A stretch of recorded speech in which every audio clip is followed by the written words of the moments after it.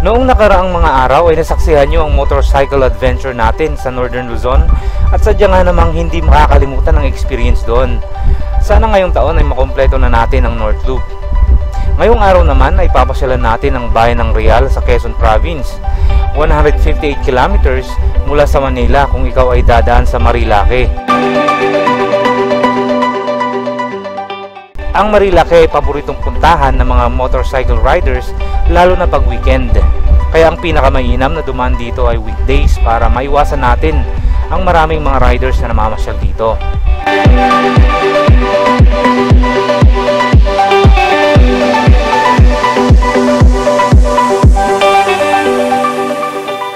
Ang Real ay isang first class na bayan na matatagpuan sa Quezon Province. Sa gilid ng dagat, harap nito ang Philippine Sea. Kilala ang Real sa mga zigzag na daan, mga falls, resorts, mga ilog, at kilala rin ito sa surfing. Sakay na at ating silipin ang ganda ng bayan ng Real sa Quezon Province.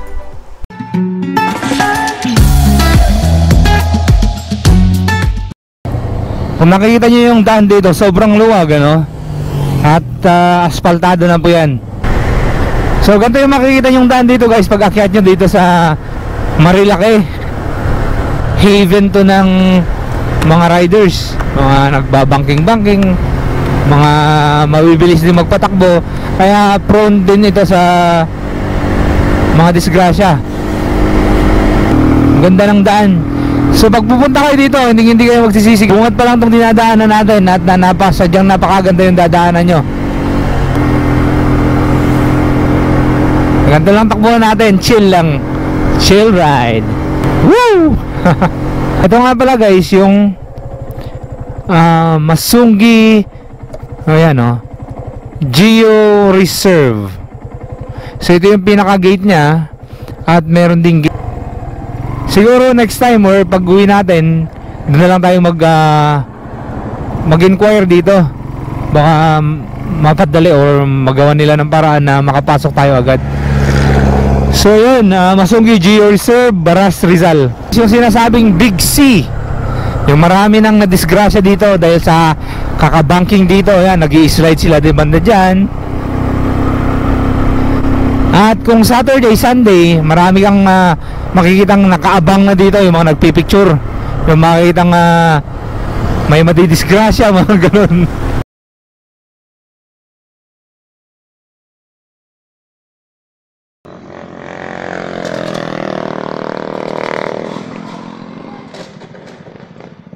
Dito dumadaan yung mga ibang biyahe galing Antipolo, no? Papuntang Baras o papuntang Tanay. Kaya mabilis lang yung biyahe nila.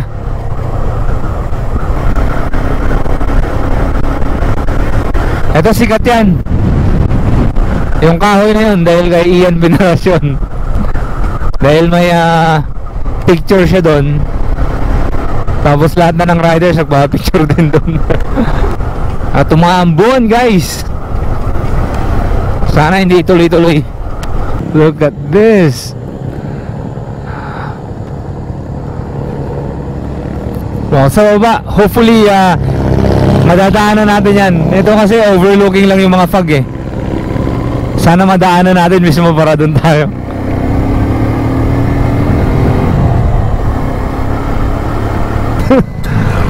Oh, feeling ano na tayo, feeling Baguio na tayo.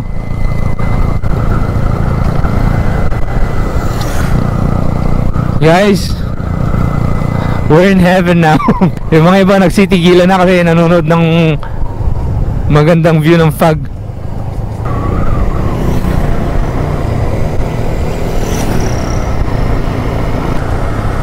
Swabing-swabe magbiyahe rito.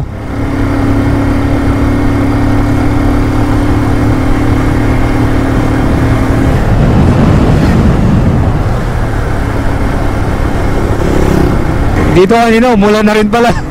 Basang-basa yung daan. Buti hindi natin naabutan. Dito sa part na to, guys, Laguna na, kung di ako nagkakamali. Santa Maria, Laguna. Tumaambon na naman. Patay tayo dyan. Ay, dami kabayo. Nagkakalang kabayo dito, guys. Look at this.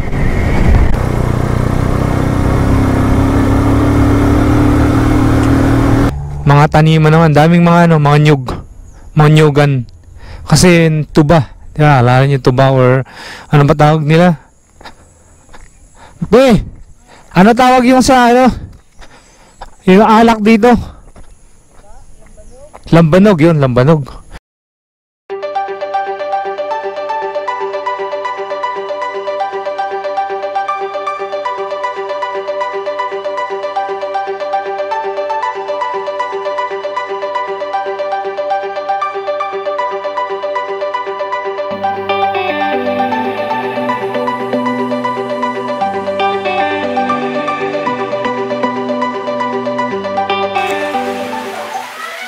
Santa Maria, Laguna. Ito yung marker. Maulan pa rin, as you can see, kaya tayo napatigil dito dahil nga maulan. At katapos lang ng ulan, alas 5 na ng hapon, guys. Ingat-ingat, basa ang daan.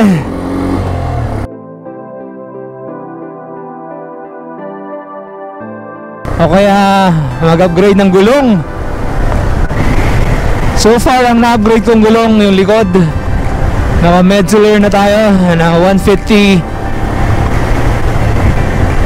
60-17.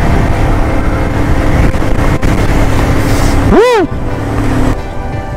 Kuya, saan pwedeng mag-overnight dito? Anong pangalan nun? Sa may kilometer 90. Ano po? Kilometer 90. Kilometer 90. May naka-ano na naka-kainan din dyan. Yung may unggoy nga na naka-statwa. Yun yung ano niya rito sa kanan? Kaliwa. Kaliwa dito? Ah, sige. May ano sa may boundary ng ano. Boundary ng Infanta. Yung sa una na. Ah, okay. Malapit pero malapit na yun. Malapit. Okay, thank you po. Thank you. Okay guys, mula rito, grabe yung ano, fog. Nakita nyo naman sa camera. Kaso nga lang, hindi ko masyado masabi kung maganda to sa camera dahil low light. Pero fog na, dahil yung dinadaanan natin, foggy na to, sobra ano. Ito na yung boundary guys ng Infanta, Quezon. Yan yung arko nila. Woo!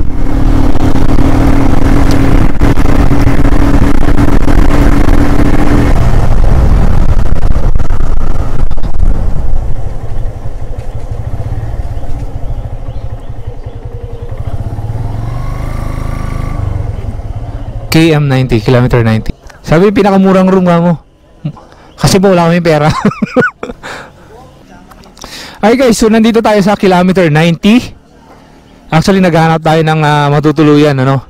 Huwag na natin ituloy muna sa Real Quezon dahil may palusong doon, eh medyo nakakailang naman. Sa likod natin, mga 100 meters away from here, yung boundary, yung arko ng Infanta Quezon. At super foggy itong lugar na to. Ito yung ano nila, oh. Baka pwedeng umakyat dyan. Ewan ko kung may nakikita pa kayo sa camera. Ito na naman mga kaibigan, at tumigil ng bahagya ang ulan. Pinagbigyan lang tayo. At malapit na rin yung babaan papuntang Real Quezon. Kaya sobrang lamig na.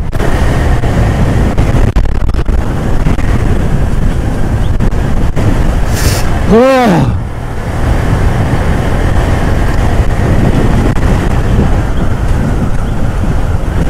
Saan po pwedeng mag-overnight dito sa part na to? Doon sa Kwan, sa Dahok. Baba. Ano pong pangalan? Dahok. Hindi ata tumatang. May madadaanan kayo dyan basta bumaba. Oo, naalala ko ngayon. Thank you po, thank you. Ito na yung Jeriel's Peak, ano? Oo po, thank you.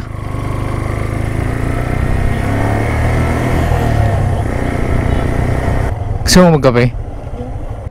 After several minutes, umulan ulit ng malakas. Pero tinuloy pa rin namin ang biyahe. Alas 6:30 na ata nung marating namin ang babaan papuntang Real Quezon. And as expected, mas matindi ang fog doon. Ang kayang mahagip ng ilaw ng motor namin ay parang 1 metro lang ang layo. Ang mali ko, wala akong fog light. Ang mahirap dito ay dahil sa pag-uulan, posibleng may landslide. Nag-antay pa kami ng mga kalahating oras kung meron kaming makakasabay pababa, hanggang sa meron nang parating na sasakyan galing sa baba mismo. Sabi naman ng driver, malinis naman daw ang daan pababa hanggang sa junction. Ang daan ay walang mga bahay at ubod ng dilim. First time kong makaranas na mag-drive sa fog ng gabi. Ang masasabi ko lang, nanginig ang tuhod ko doon. Yung OBR ko naman ay naiiyak na rin sa galit sa akin. Anyway, dumating kami ng Real Quezon ng alas 9 ng gabi at buhay pa naman kami. Alright guys, good morning.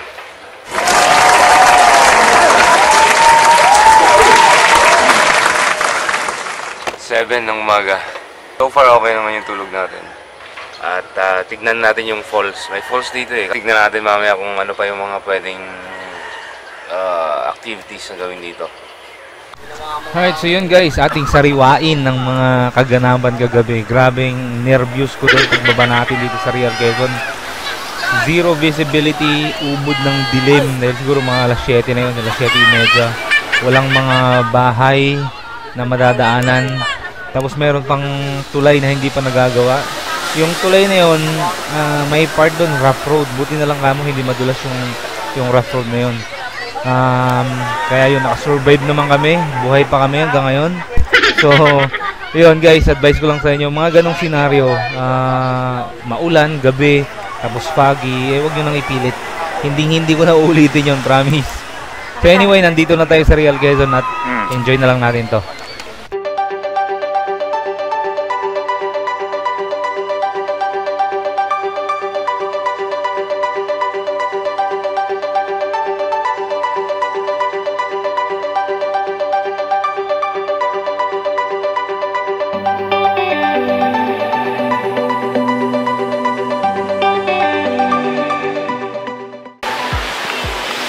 At yun naman yung resorts dun sa kabila. Hindi na natin naitanong pero sana nakuha nyo o nakita nyo dun sa drone shot natin. And marami yan, hile-hilera rin yan. Siguro mga tatlo pa or 4 na resorts. Tapos banda rito pa. Ito, marami-rami dito, banda dyan. Pero dadaanan natin yan mamaya, pupuntahan natin. Kasi doon naman yung papunta sa falls. Kaya tignan natin mamaya. Medyo ulan, medyo makulimlim pa rin yung kalangitan. Kahapon sobrang lakas ng ulan nung pagpunta natin dito. View deck na yan sa taas. Parang maganda to ah. May pine tree pa sa taas. Tanong natin mamaya kung open na yan.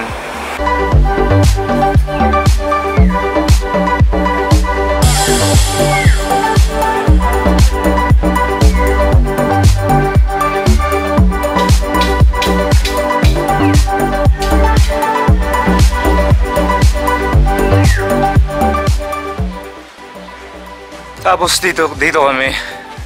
Yan, kung nakita niyo yung pricing nila rito, yung rates nila, 2,000 ano, overnight lang yan. Pero kahapon binigay sa amin to 1,500 lang kagabi nung pagpunta namin. At ang daming ibon dito. Yung kulay yellow, hindi ko alam kung anong pangalan ng mga ibon na to.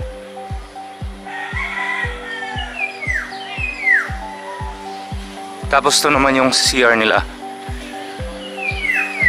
Ayan. Maluwang naman yung CR eh. Maraming rooms. Shower area, itong part na to. Magkano ba yung gantong rate? 4,000. Ayan, 4,000 pala.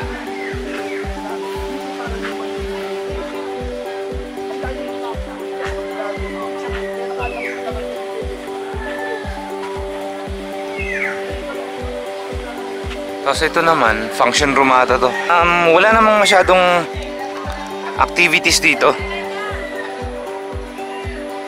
Wala akong nakita mga banana boats, mga ganun, salbabida man lang. Wala akong nakita. At ito na nga pala si Kumar. Yan. Anyway, breakfast muna tayo. And pagkatapos na ito, pupunta tayo sa falls. At babaybayin natin yung kahabaan ng coastal area. Yan. Pwede ba nakaganto lang? Topsy. Binigyan akong tapa na yata ng kabayo to. Parang kabayo. Kain muna tayo guys. Not bad. Okay siya. Marami. Punta tayo dun sa may falls nila. So ito na yung entrance valley ng pinuntahan namin. Panina. Parang sarado pa rin. Parang sarado.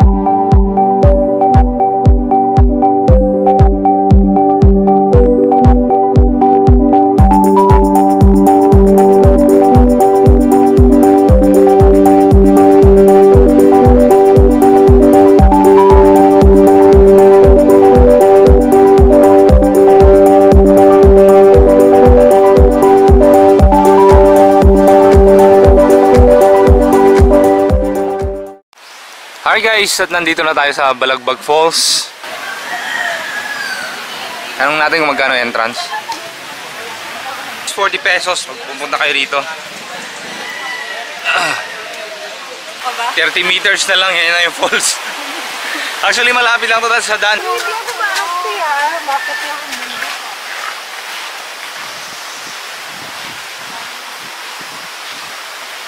Cottage nila, ito mga to, 500 pesos.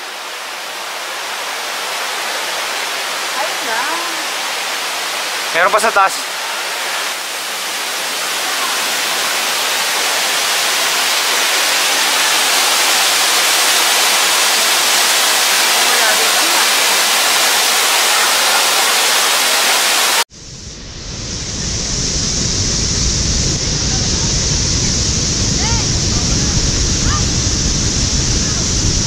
Alright, subukan natin umakyat dito. Nauna na si Diana.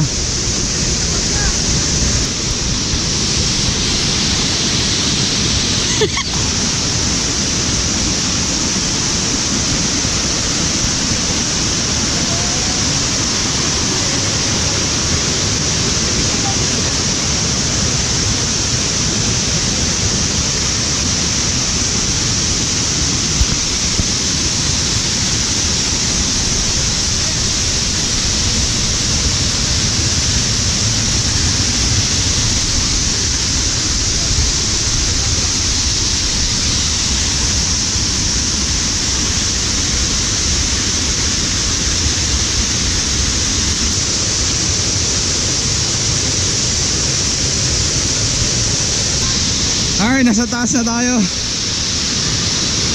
At ito yung itsura niya dito. At ito guys yung second falls nila. Let's go, ligo na tayo. Malamig to. Kaya't umanda na kayo, malamigan din.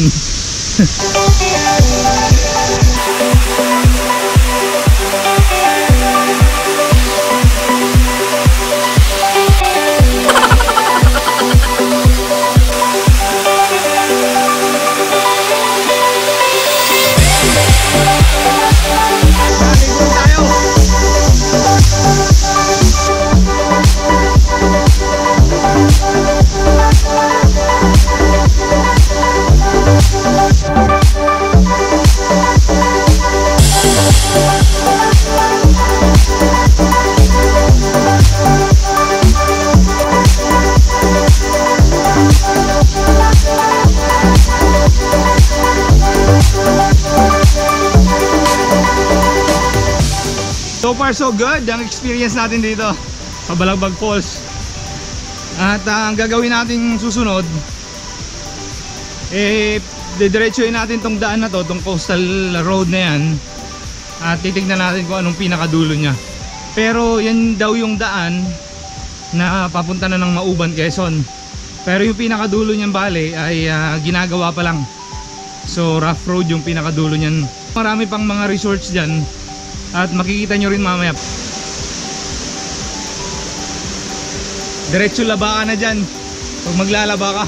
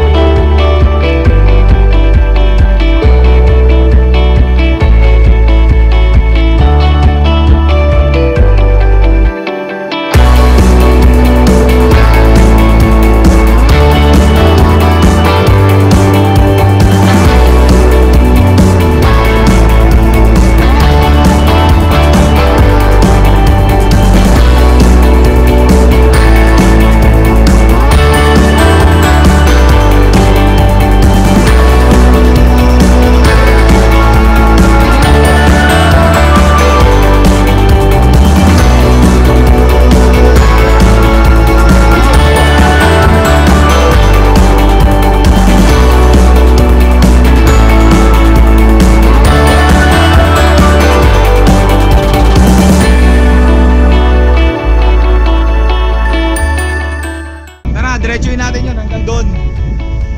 At titignan natin yung pinakadulo ng Real Quezon. Tara.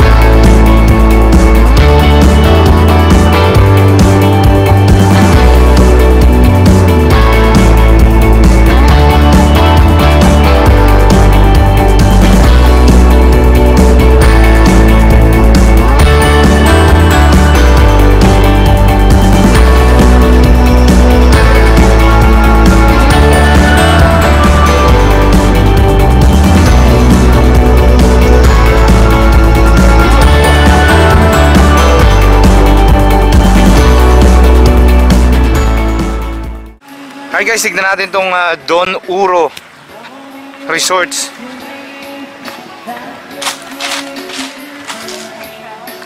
So meron silang pool at meron din silang mga open cottages worth 1,000, huwag kasi 1,000 pesos. Hanggang anong oras yun ate? Isang buong araw yun. Oo.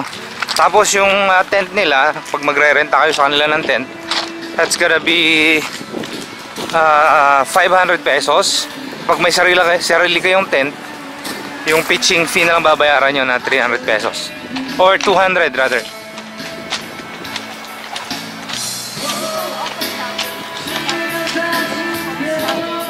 Yun.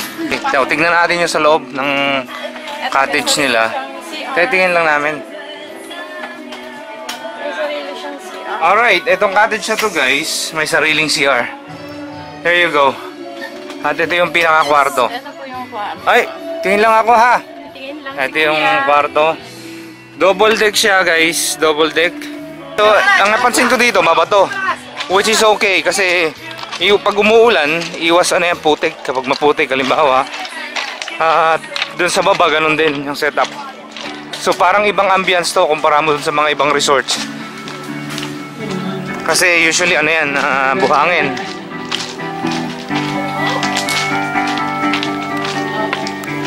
Yung beachfront nila. Ito yung beachfront guys. Wow, kakaiba to dahil kaya nasabi ko, usually nakikita natin yung buhangin pero ito bato.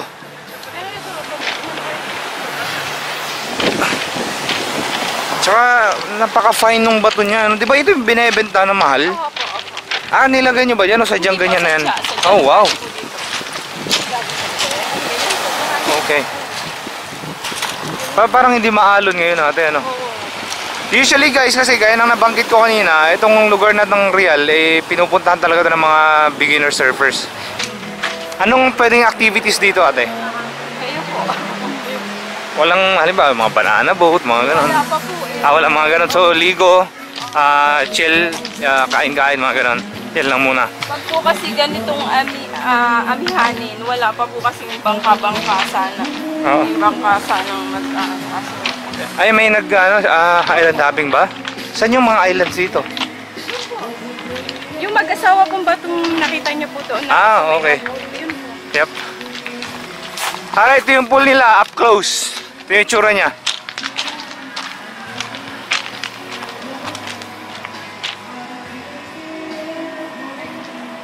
Yan, so yung datingan niya parang infinity pool. Thank you nga pala, te. Thank you po sa tour. Saan po kayo?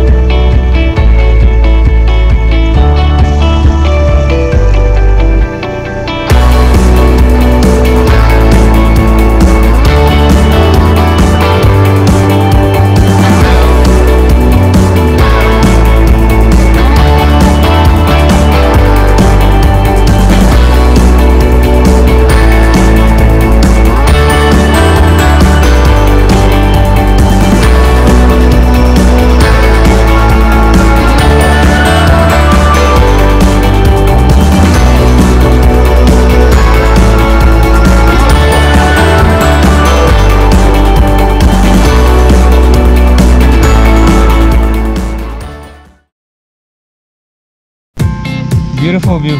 Tulay. Kung bakit ako natatawa ngayon dahil sa sobrang takot nandito kami sa tulay. Napakaganda ng view yun kung bakit sa takot na takot.